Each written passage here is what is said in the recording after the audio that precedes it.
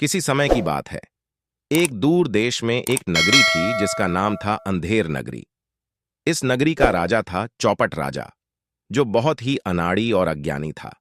वह अपने राज्य के बारे में कोई भी समझदारी भरा निर्णय नहीं ले पाता था और सभी फैसले अजीबो गरीब तरीके से करता था। इस नगरी में हर चीज का एक ही दाम था, चाहे वह सोना हो या मिट्टी, सब कुछ बराबर मूल्य पर मिलता था। इसका नारा था, टके सेर भाजी, टके सेर खाजा। इस अजीब नियम की वजह से नगरी में अराजकता फैली हुई थी।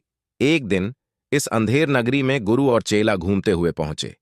चेले का नाम था गोपाल और गुरु का नाम था विद्याधर। गोपाल को यह देखकर बहुत आश्चर्य हुआ कि यहां सब कुछ समान मूल्य पर बिकता है। उसने सोचा, यह तो बहुत अच्छी जगह है, यहां हमें हर चीज सस्ते में मिल जाएगी। लेकिन गुरु विद्याधर ने उसे चेतावनी दी, यह नगरी दिखने में तो बहुत अच्छी लग रही है, लेकिन यहां का शासन बहुत अराजक है। यहां रुकना हमारे लिए खतरनाक हो सकता है। गोपाल ने गुरु की बात को नजरअंदाज करते हुए नगरी में रुकने की जिद की। गुरु ने उसे उसकी मर्जी पर छोड़ दिया, लेकिन खुद नगरी से बाहर एक पेड़ के नीचे आश्रय लिया। अगले दिन नगरी में एक अजीब घटना हुई। एक व्यापारी के घर की दीवार गिर गई और संयोगवश दीवार के नीचे एक आदमी दबकर मर गया। चौपट राजा ने अपने अजीबोगरीब न्याय प्रणाली के तहत मामले की सुनवाई शुरू की। उसने बिना किसी तर्क के व्यापारी को दोषी ठहराया और फांसी की सजा सुना दी।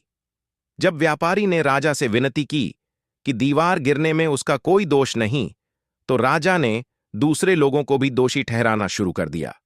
दीवार बनाने वाले मजदूर, ईंट बनाने वाले कुम्हार और अंत में उस आदमी को जिसने वह जमीन दी थी।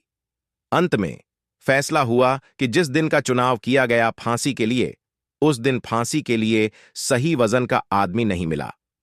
राजा ने आदेश दिया कि किसी भी आदमी को फांसी दी जाए जो सही वजन का हो।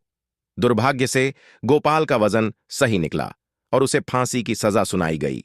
यह सुनकर गुरु विद्याधर ने एक चाल चली। उन्होंने राजा से कहा कि गोपाल को फांसी देने से नगरी का भविष्य बदल जाएगा, और यह कि खुद राजा को फांसी पर चढ़ना चाहिए ताकि वह अमर हो जाए। राजा, जो अपनी मूर्खता में फंस गया था, ने खुद को फांसी देने का आदेश दिया। राजा के मरने के बाद गुरु और गोपाल सुरक्षित वहां से निकल गए और अंधेर नगरी फिर कभी नहीं लौटे। इस तरह गुरु ने अपनी चतुराई से अपने चेले को बचाया और अंधेर नगरी को उसके चौपट राजा से मुक्ति दिलाई। यह कहानी हमें सिखाती है कि अज्ञानी और अराजक शासन में रहना खतरनाक हो सकता है, और बुद्धिमत्ता और चतुराई से हम बड़ी से बड़ी मुश्किल से बाहर निकल सकते हैं।